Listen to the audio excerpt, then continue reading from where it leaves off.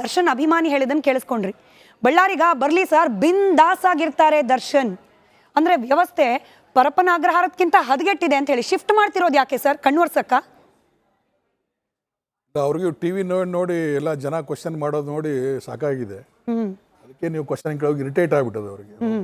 ನೋಡಿ, ಅವ್ರ ಖಾತೆ ಅದು, ಅವರು ನಿರ್ವಹಣೆ ಮಾಡುವಂಥ ಅವ್ರ ಅಂಡರ್ದಲ್ಲಿ ಬರುವಂಥ ಖಾತೆ ಬಗ್ಗೆ ಮತ್ತೆ ಯಾವ ಮಂತ್ರಿ ಕೇಳಬೇಕು? ಈ ಹೋಮ್ ಮಿನಿಸ್ಟರ್ ಬಿಟ್ಟು ಏನು ಯಾರು PWD ಮಂತ್ರಿ ಕೇಳಾಕತ್ತದ?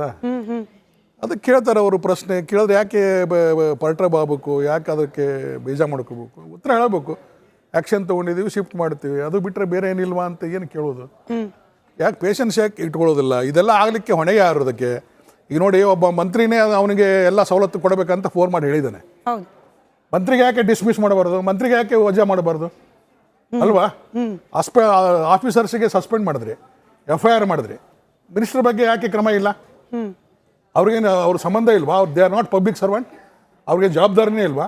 ಇವಾಗ ಮಾತು ಕೇಳದೇ ಇದ್ರೆ ಅವನ್ನ ಅಲ್ಲಿಂದ ಶಿಫ್ಟ್ ಮಾಡಿ ಬೇರೆ ಎಲ್ಲೋ ಹೋಗಿತಾರೆ. ಬಳ್ಳಾರಿ, ಬೀದರ್ ಕಳ್ಸಿದ್ರೆ ಪಾಪ ಹೆಂಡತಿ ಮಕ್ಕಳು ಮತ್ತೆ ಹೊಯ್ಕೋತ ಹೋಗ್ಬೇಕು ಅವ್ರಿಗೆ. ಯಾಕೆ ಈ ಥರ ಅವರು ಮಾಡೋದ? ರಾಜಕೀಯ ವ್ಯಕ್ತಿಗಳು ಇದು ಒಂದೇ ಗೌರ್ಮೆಂಟ್ ಅಲ್ಲ, ಎಲ್ಲ ಗೌರ್ಮೆಂಟ್ನಲ್ಲಿನೂ ತಮ್ಮ ಮಂತ್ರಿಗಳಿಗೆ, ತಮ್ಮ MLAಗಳಿಗೆ ಭಾಳ ಸೇಫ್ ಆಗಿ ಇಟ್ಕೋತಾರೆ. ಆಕ್ಷನ್ ತಗೊಳ್ಳೋದು, ರೈಟಿಂಗ್ ನಲ್ಲಿ ಆಕ್ಷನ್ ತಗೊಳ್ಳೋದು ಇವು ಪಾಪದ ಆಫೀಸರ್ಗಳು ಇರ್ತವೆ. ಹೌದು, ನಮಗ್ ಸಿಕ್ಕಿರೋ ಮಾಹಿತಿ ಬಸವರಾಜ್ ಸರ್ ನೀವು ಹೇಳ್ತಾ ಇರೋದಕ್ಕೆ ಆಡ್ ಆನ್ ಮಾಡ್ತಿದ್ದೀನಿ. ನಾವು ಇದನ್ನ ಅಧಿಕೃತವಾದ ಮಾಹಿತಿ ಇಲ್ದಲೆ ಹಾಕ್ಬಿಟ್ರೆ ಫೇಕ್ ನ್ಯೂಸ್ ಅಂತ ನಮ್ಮ ಮೇಲೆ ಕೇಸ್ ಹಾಕ್ತಾರೆ. ಬಟ್ ಸಿಕ್ಕಿರೋ ಮಾಹಿತಿಯನ್ನು ಜನರ ಮುಂದೆ ಇಡ್ಲೇಬೇಕಲ್ವಾ? ಯಾವ ಸಚಿವರ ಬಗ್ಗೆ ನೀವು ಮಾತನಾಡ್ತಿದ್ದೀರಿ ಅದೇ ಸಚಿವರ ಉಸ್ತುವಾರಿಯಲ್ಲಿರೋ ಜಿಲ್ಲೆ ಅದು, ಹಂಗಾಗಿ ಕರೆಸ್ಕೊಳ್ತಿದ್ದಾರ ಅನ್ನೋ ಅನುಮಾನ ಕೂಡ ಇದೆ ನಮ್ಗೆ. ಇಲ್ಲ, ನನಗನ್ನಿಸಿದಾಗೆ ಇಲ್ಲಿ ಅಟ್ಲೀಸ್ಟ್ ಹೆಡ್ ಕ್ವಾರ್ಟರ್ ಇದು ಬೆಂಗಳೂರು ರಾಜಧಾನಿ. ಇಲ್ಲಿ 108 ಮಾಧ್ಯಮಗಳಿದ್ದಾವೆ, ಎಲ್ಲ ಹೆಡ್ ಆಫೀಸ್ ಇದೆ, IG DG ಎಲ್ಲ ಇಲ್ಲೇ ಹೆಡ್ ಕ್ವಾರ್ಟರ್ ಇದೆ. ಅಲ್ಲಿನೂ DIG IG ಎಲ್ಲರೂ ಅಲ್ಲೇ ಕ್ಯಾಂಪ್ ಮಾಡ್ತಾರೆ ಆ ಜೈಲ್ದಲ್ಲಿನೇ. ಅವ್ರ ಉಸ್ತುವಾರಿಯಲ್ಲೇ ಈ ಥರ ಪರಿಸ್ಥಿತಿ ಇರುವಾಗ ಇನ್ನು ಜಿಲ್ಲೆಯಲ್ಲಿ ಪರಿಸ್ಥಿತಿ ನಾವು ಇಮ್ಯಾಜ್ ಮಾಡೋದೇ ಕಷ್ಟ. ಅಷ್ಟೊಂದು ಆರಾಮ್, ಇನ್ನೂ ಭಯಂಕರ ಲಕ್ಸುರಿಯಸ್ ಆಗಿರ್ತಾರೆ. ರಿಸಾರ್ಟ್ ಎಲ್ಲ 5 ಸ್ಟಾರು 3 ಸ್ಟಾರು 7 ಸ್ಟಾರ್ ಆ ಲೆಕ್ಕದಲ್ಲಿ ಎಂಜಾಯ್ ಮಾಡ್ಬೋದು ಜಿಲ್ಲೆಯಲ್ಲಿ. ಯಾರು ಹೇಳೋರು ಕೇಳೋರು ಯಾರು ಇಲ್ಲಲ್ಲ. ಅಲ್ಲಿ ಏನಾಗಿದೆ, ವ್ಯವಸ್ಥೆ ಭಾಳಷ್ಟು ಹದಗೆಟ್ಟಿದೆ. ಈಗ CCTV ಅಲ್ಲಿ ಎಲ್ಲರೂ ಪ್ರತಿಯೊಂದು CC ಕ್ಯಾಮ್ರಾಗಳನ್ನು ಹಾಕಿದ್ದಾರೆ. ಹೇಗೆ ಹೋಗ್ತದೆ ಅಂತ ಅನ್ನೋ ಬಗ್ಗೆ ಏನಾದರೂ ಅಹಿತಕರ ಘಟನೆ ನಡೀತಾವೋ ಅಥವಾ ಬೇಕಾಯಸರಿ ಕಾರ್ಯಕ್ರಮಗಳು ನಡೀತಾವೋ, ಯಾವ ಕ್ರಿಯೆಗಳು ನಡೀತಾವೋ ಅನ್ನೋ ಬಗ್ಗೆ ವಾಚ್ ಮಾಡಲಿಕ್ಕೆ ಸೂಪರ್ಡೆಂಟ್ ಆಫೀಸ್ನಲ್ಲಿ ಒಂದು TV ಮಾನಿಟರಿಂಗ್ ಕ್ಯಾಮ್ರಾ ಇದೆ, ಸ್ಕ್ರೀನ್ ಇದೆ. ಆ ಸ್ಕ್ರೀನನ್ನು ಅಲ್ಲೇ DIG ಇರ್ತಾರೆ. ಆ DIG ಯಾಕೆ ಹಾಕಬಾರ್ದು? ಇಲ್ಲೇ ಹೆಡ್ ಕ್ವಾರ್ಟರ್ದಲ್ಲಿನೇ DG ಇರ್ತಾರೆ. DG ಇಲ್ಲೇ ಇರ್ತಾರೆ ಬೆಂಗಳೂರಿನೇ. ನಾವು ಇವತ್ತು ಏನು ನಡೀತದ ಲಂಡನ್ದಲ್ಲಿ ಇವತ್ತು ಕುಂತ್ಕೊಂಡು ನಾವು ಇಲ್ಲೇ ನೋಡ್ಬೋದು, ಅಲ್ಲೇ ನಡೀತದ ಇಲ್ಲೇ ವಾಚ್ ಮಾಡ್ಬೋದು. ಇವ್ರಿಗೆ ಇಲ್ಲೇ ಪಕ್ಕದಲ್ಲಿ ಇದ್ದಿದ್ದು ನೋಡೋಕೆ ಆಗೋದಿಲ್ವಾ? ಅಬ್ಸರ್ವ್ ಮಾಡೋಕ್ಕಾಗೋದಿಲ್ವ? ಮೆಮೋ ಕೊಟ್ಟರೆ ಇವ್ರ ಜವಾಬ್ದಾರಿ ಮುಗೀತಾ? ಈಗ ಸಸ್ಪೆಂಡ್ ಮಾಡಿದ್ರೆ ಮುಗೀತಾ? ಮತ್ತು ಹಿಂದೆ ಅವರು ಒಬ್ರು DIGನೇ ರೈಟಿಂಗ್ದಲ್ಲಿ ಅಲಿಗೇಷನ್ ಮಾಡಿದ್ರಲ್ಲ ADG ಮೇಲೆ, ಅವ್ರ ಮೇಲೆ ಯಾಕೆ FIR ಮಾಡಲಿಲ್ಲ? ಅವ್ರಿಗೆ ಸಸ್ಪೆಂಡ್ ಮಾಡಲಿಲ್ಲ, ಬರೀ ಎನ್ಕ್ವೈರಿ ಮಾಡಿದ್ರು ಮುಗಿಸ್ಬಿಟ್ರು. ಇವು ಪಾಪದ್ದಿರ್ತವೆ, ಇವು ಹೇಳೋದ್ರು ಕೇಳೋರು ಯಾರು ಇರೋದಿಲ್ಲ. ಒಂದು 3 ತಿಂಗಳು ಇರಪ್ಪ, ಸುಮ್ಮನೆ ಸಸ್ಪೆಂಡ್ ಮಾಡ್ತೀವಿ, ಆಮೇಲೆ ನೋಡೋಣ, ನಿನಗೆ ಒಳ್ಳೆ ಪೋಸ್ಟಿಂಗ್ ಕೊಡ್ತೀವಿ, ಸುಮ್ಮನೆ ಇರೋ ಅಂತ ಹೇಳ್ತಾರೆ. ಆಮೇಲೆ ಅಲ್ಲಿ ಕೈದಿಗಳಿಗೆ ಸದೇ ಸ್ವಲ್ಪ ಈ ಸಿಚುವೇಶನ್ ಸರಿ ಇಲ್ಲ, ಎಲ್ಲ ನನ್ನ ಲೋಫರ್ ಮಕ್ಕಳು ಎಲ್ಲ ರೌಡಿಗಳೆಲ್ಲ ಅದನ್ನು ರಿಲೀಸ್ ಮಾಡಿ ನಮಗೆಲ್ಲ ಹಾಳು ಮಾಡಿಬಿಟ್ರು, ನಮ್ಮನ್ನು ಹಾಳು ಮಾಡಿದ್ರು, ನಿಮಗೂ ಹಾಳು ಮಾಡಿದ್ರು. ಸುಮ್ಮನೆ 2-3 ತಿಂಗಳು ತೆಗಮಚ್ಚು ಸುಮ್ಮನೆ ಕೊಡ್ರಿ, ನಾವೆಲ್ಲ ಮುಂದೆ ಬಂದಿದ್ದೆಲ್ಲ ನೋಡ್ಕೋತೀವಿ. ಆಮೇಲೆ 1-2 ತಿಂಗಳಾದ್ಮೇಲೆ ಮತ್ತೆ ಯಥಾತಿಷ್ಠಿ ಮತ್ತೆ ರುಟೀನ್ ಸ್ಟಾರ್ಟ್ ಆಗ್ತದೆ. ಇದು ರುಟೀನ್ ಆಗಿ ನಡೆದು ಬಂದಂಥ, ನಾನು 40 ವರ್ಷ ಇಲಾಖೆಯಲ್ಲಿ ಕೆಲಸ ಮಾಡಿದ್ದೇನೆ.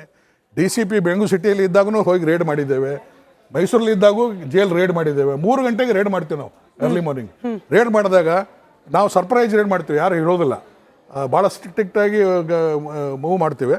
ಆದರೂ ಸ್ವಲ್ಪ ಲೀಕ್ ಆಗಿರ್ತದೆ, ಹೋಗೋದ್ರಲ್ಲಿ ಗೊತ್ತಾಗ್ತದೆ. ಈಗ ಅಲ್ಲಿ ಹೋದಾಗ ಚಾಕು ಸಿಗ್ತವೆ, ಮೊಬೈಲ್ ಸಿಗ್ತವೆ, ಸಿಗರೆಟ್ ಸಿಗ್ತದೆ, ಆಮೇಲೆ ಇದು ಇನ್ನೂ ಅನೇಕ ವಸ್ತುಗಳು ಸಿಗ್ತವೆ. ಅಲ್ಲಿ ಏನು ಬೇಕು ಅವರ ಅವಶ್ಯಕತೆ ಎಲ್ಲ ಸಾಕಷ್ಟು ಮಾಡಿದ್ದೇವೆ. ಇನ್ನೂ ಒಂದು ಹೇಳ್ತೇನೆ, ಬರೀ ಇವು ಚಿಕ್ಕದು ಮುಚ್ಚಿಡುವಂಥದ್ದಾಯ್ತು. ರಿವಾಲ್ವರ್ನ ತಗೊಂಡು ಶೂಟ್ ಮಾಡ್ತಾರೆ ಜೈಲಿನಲ್ಲಿ. ಮೈಸೂರಲ್ಲಿ ನಾನು DCP ಇದ್ದಾಗ ಬೆತ್ತಲಿಗೆರೆ ಸೀನಾ ಅಂತ ಅವನಿಗೆ ರಿವಾಲ್ವರ್ ತಗೊಂಡು ಶೂಟ್ ಮಾಡಿದ್ರು. ಈ ರಿವಾಲ್ವರ್ ಹೆಂಗೆ ಬಂತದು? ಎನ್ಕ್ವೈರಿ ಮಾಡಿದ್ರು, ಅವನ 5 ಆಫೀಸರ್ಗೆ 4 ತಿಂಗಳು ಸಸ್ಪೆಂಡ್ ಮಾಡಿದ್ರು, ಮುಗಿದು ಹೋಯ್ತು ಕೇಸ್, ಏನೂ ಆಗಲಿಲ್ಲ. ಈ ಥರ ವ್ಯವಹಾರ ನಡೀತದೆ. ಯಾಕೆ ನಡೀತದೆ? ಬರೀ ದುಡ್ಡಿಗಂತಲ್ಲ. ಅಲ್ಲಿ ಏನಿದೆ, ಯಾರು ರೌಡಿಸಮ್ ಮಾಡ್ತಾರೆ, ಯಾರು ರೌಡಿಗಳಿರ್ತಾರೆ, ಅವ್ರು ಹೆದರ್ಸಿ ಇವ್ರನ್ನ ಇದು ಮಾಡ್ತಾರೆ. ಅಲ್ಲಿ ಒಂದು 35-40 ಅಡಿ ಹತ್ರ ಗೋಡೆ ಇರ್ತದೆ. ಆ ಗೋಡೆಯಿಂದ ಇವರು ಪ್ರಾಣಿ ಒದರ್ತಾರೆ ಹೊರಗಡೆ. ಪ್ರಾಣಿ ಹಕ್ಕಿ ಏನೋ ಒದರಿ ಅಲ್ಲೊಂದು ಲೈಟಿನ ಕಂಬ ಇದೆ, ನಾನು ಒಳಗೆ ಹೋಗಿ ಬಂದದ್ದು ಇದು ಹೆಂಗೆ ಬರ್ತಾವಂತ ಅಲ್ಲಿ ಹೋದಾಗ ಇನ್ಸ್ಪೆಕ್ಷನ್ ಮಾಡಿದಾಗ ಹೆಂಗೆ ಹೋಗಿತಾರೋ ಅಂತಂದರೆ ಅವ್ನು ಹೇಳ್ತಿದ್ದ, ಸರ್ ಅಲ್ಲಿ ಕಂಬದಲ್ಲಿ ಹೋಗಿ ನಿಲ್ತೀವಿ, ಅವ ಪ್ರಾಣಿ ಕೂಗದಂಗೆ ಕೂಗ್ತಾನೆ, ನಾವು ಬಂದಿದ್ದಾನೆ ಅಂತ ನಾವು ಹೋಗಿ ನಿಂತ್ಕೋತೀವಿ, ಅಲ್ಲಿಂದ ಗುಡಿ ಮೇಲಿಂದ ಎಸಿತಾರೆ. ಆ ಥರನೂ ವಸ್ತುಗಳು ಒಳಗೆ ಹೋಗ್ತವೆ. ಬೇಕಾದಾಗಲಿ ಅಲ್ಲಿ ಒಂದು ಸಿಗರೇಟು ಅಲ್ಲಿ ಇದರಲ್ಲೇನೆ ಮಾರ್ತಾರಂತೆ, ಒಂದು 100 ರೂಪಾಯಿಗೆ ಒಂದು ಸಿಗರೇಟು, 2,500 ಒಂದು ಪಾಕೆಟು, ಒಂದು ಬೀಡಿ ಕಟ್ಟಿಗೆ 500 ರೂಪಾಯಿ ಅಂತೆ, ಒಂದು ಬೀಡಿಗೆ 25 ರೂಪಾಯಿ ಅಂತೆ. ಇಷ್ಟೊಂದು ಎಲ್ಲ ವ್ಯವಹಾರ ನಡೀತಾ ಇರುವಾಗ ಅದು ಎಲ್ಲರಿಗೂ ಗೊತ್ತಿದೆ, ಇದು ಇಲ್ಲ ಅಂತಲ್ಲ. ನಿಜ. ನಾನು ಅದಕ್ಕೇನೆ ಕೇವಲ ನಾವು ಈ ಕಾಂಗ್ರೆಸ್ ಸರ್ಕಾರ ಇದೆ ಇದಕ್ಕೆ ಹಾಗಾಗಿ ಡೈರೆಕ್ಟ್ ಆಗಿ ಕಾಂಗ್ರೆಸ್ ಪ್ರಶ್ನೆ ಮಾಡ್ತಿದೀವಿ. But Shashikant Yadrali sir, this is the mockery of our system ಅಲ್ವಾ? ನಮ್ಮ ಇಡೀ ವ್ಯವಸ್ಥೆಯ ಅಣುಕು ಪ್ರದರ್ಶನ ಆಗೋಯ್ತು. ದರ್ಶನ್ ಅವ್ರು ಒಂದು ಪ್ರಕರಣ ಈಗ ಆಚೆ ಬಂತು, ಕಾರಾಗೃಹದ ಒಳಗೆ ಹೆಂಗೆಲ್ಲ ರಾಜಾತಿಥ್ಯಕ್ಕೆ ಅವಕಾಶ ಇರುತ್ತೆ ಅಂತೇಳಿ. ಕೇವಲ ದರ್ಶನ್ ಪ್ರಕರಣ ಅಲ್ಲ ಸರ್, ಇದು ಇರೋದೇ ಹಿಂಗೆ, ಕಾರಾಗೃಹಗಳು ಇರೋದೇ ಹಿಂಗೆ. ಇಂಥ ಪ್ರಕರಣದಿಂದ ಆಚೆ ಬರ್ತಾ ಇದೆ. ಯಾರನ್ನ ಬ್ಲೇಮ್ ಮಾಡೋದು? ಪರಮೇಶ್ವರ್ ಸಾಹೇಬ್ರನ್ನ ಕೇಳಿದ್ರೆ ಕೋಪ ಮಾಡ್ಕೊಳ್ತಾರೆ ಮೀಡಿಯಾ ಮೇಲೆ. ದರ್ಶನ್ ವಿಚಾರ ಯಾಕೆ ಕೇಳ್ತಿರೋ ದರ್ಶನ್ ವಿಚಾರ ಅಲ್ಲ, ನಿಮ್ಮ ಆಡಳಿತದ ಅಡಿಯಲ್ಲಿ ಆಗ್ತಾ ಇರೋ ಫೇಲ್ಯೂರ್ ವಿಚಾರ.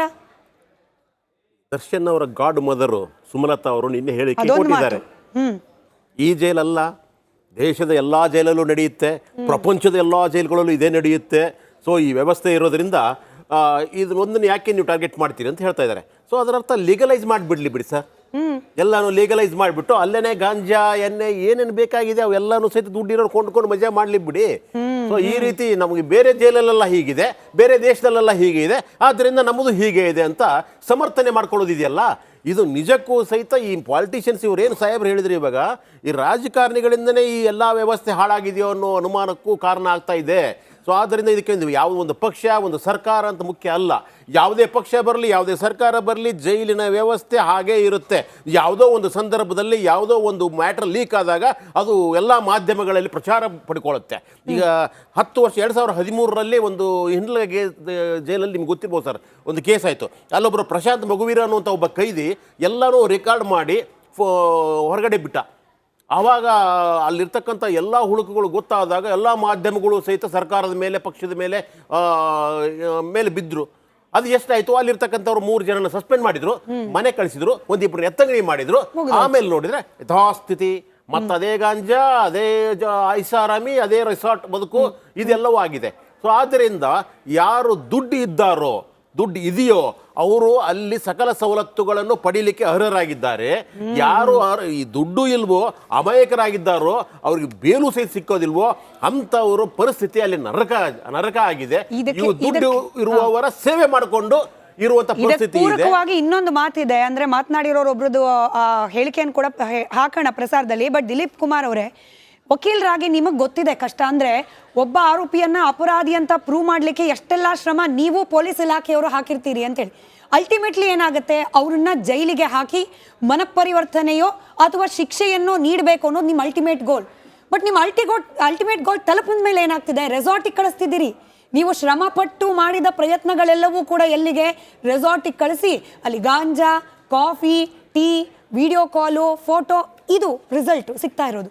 ಇದು ಗೊತ್ತಾಗಿದ್ದು ಒಬ್ಬ ವ್ಯಕ್ತಿಯಿಂದ. ನೀವು ಹೇಳ್ಬೋದು ಅಲ್ಲಿರ್ತಕ್ಕಂಥ ಒಬ್ಬ ವ್ಯಕ್ತಿ ಒಂದು ಫೋಟೋ ಕಳಿಸ್ತಾನೆ, ಹಾಗಾಗಿ ಇದೆಲ್ಲ ಹೊರಗಡೆ ಬರುತ್ತೆ. ನಾನು ವಿಚಾರ ತಿಳ್ಪಟ್ಟೆ, ಆ ವ್ಯಕ್ತಿಗೆ ಹಲ್ಲೆ ಮಾಡಿದ್ದಾರೆ ಅಂತ ಹೇಳ್ಬಿಟ್ಟು. ಹೌದು. ಅಂದರೆ ಇಲ್ಲಿರ್ತಕ್ಕಂಥ ವ್ಯವಸ್ಥೆನ ನೀನು ಹಾಳು ಮಾಡಿದೀಯಾ, ಹಾಗಾಗಿ ಇದು ನಿನಗೆ ಪನಿಷ್ಮೆಂಟು ಅಂತ ಹೇಳ್ಬಿಟ್ಟು ಅಲ್ಲಿನ